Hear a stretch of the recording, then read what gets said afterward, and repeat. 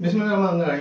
एक क्वेश्चन है कि प्री शिपमेंट डॉक्यूमेंटेशन और पोस्ट शिपमेंट डॉक्यूमेंटेशन क्या होती है। इसके दो किस्म के जवाब हैं।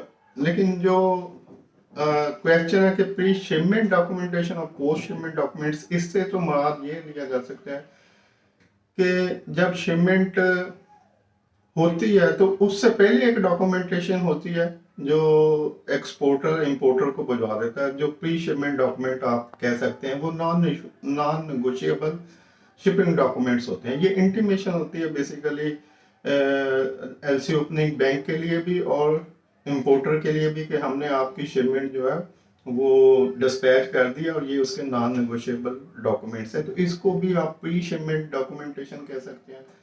और उसके बाद जो ओरिजिनल डॉक्यूमेंट्स होते हैं वो पोस्ट शिपमेंट डॉक्यूमेंट्स होते हैं, जिसमें ओरिजिनल बिल ऑफ लीडिंग या एयरवे बिल लगा होता है और वो सब ओरिजिनल सेट होता है और वो बैंक को आता है, तो वो पोस्ट शिपमेंट डॉक्यूमेंटेशन हो सकते हैं। लेकिन ये अकॉर्डिंग टू क्वेश्चन है जो किया गया कि जी प्री शिपमेंट और पोस्ट शिपमेंट डॉक्यूमेंट्स क्या होते हैं।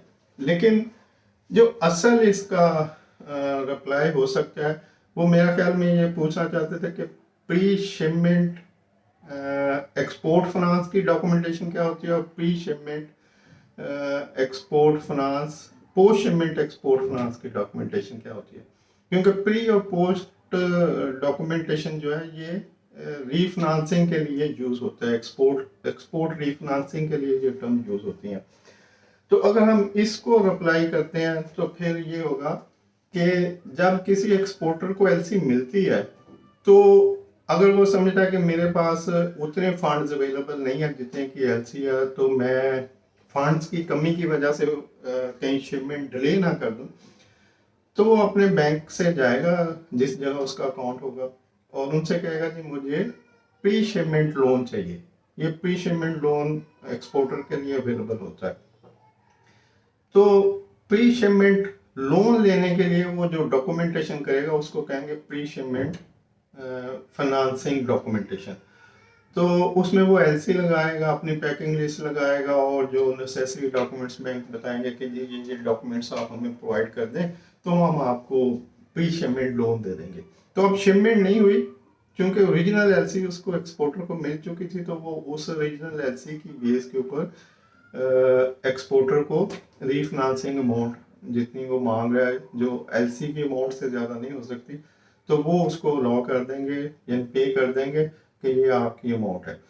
और पोस्ट शिपमेंट रीफाइनेंसिंग डॉक्यूमेंटेशन होता है कि जब शिपमेंट हो जाती है और उसके बाद अगर एक्सपोर्टर कहता है कि जी जो मेरी एट साइट एलसी है, दोनों सूरतों में यूज हो सकता है, एट साइट के ऊपर भी यूजर्स के ऊपर भी, कि अगर एट साइट एलसी है तो वो कहेगा जी इसमें कुछ 10-15 दिन तो लगेंगे पेमेंट आने में, तो आप मुझे इसका पोस्ट शिपमेंट रीफाइनेंस लोन जो है ना ग्रांट कर दें।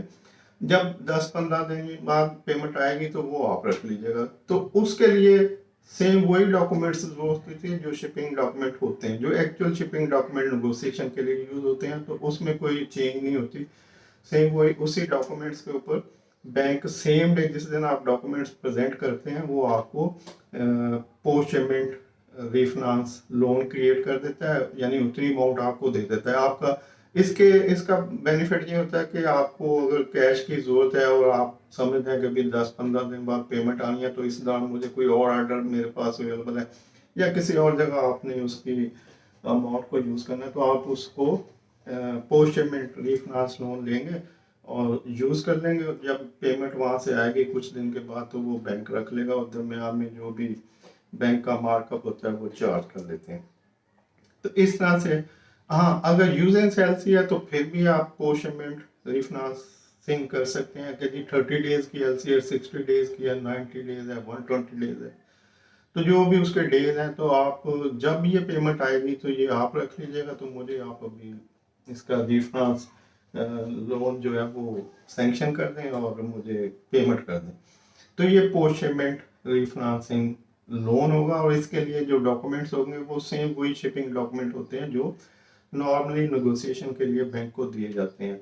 और जो प्री शिपमेंट लोन होता है उसमें इनवॉइस और बिल ऑफ एक्सचेंज नहीं होता क्योंकि अभी तो शिपमेंट नहीं हुई, लेकिन जो पैकिंग लिस्ट एक्सपेक्टेड हो सकती है, जो एलसी ओरिजिनल है, ये सारे डॉक्यूमेंट्स और अगर कोई और भी ज़रूरत होगी तो वो बैंक बता देता है कि जी ठीक है, आप ये डॉक्यूमेंट्स प्रोवाइड कर दें। तो प्री शिपमेंट फाइनेंसिंग डॉक्यूमेंटेशन जो भी होगी वो शिपमेंट से पहले होगी।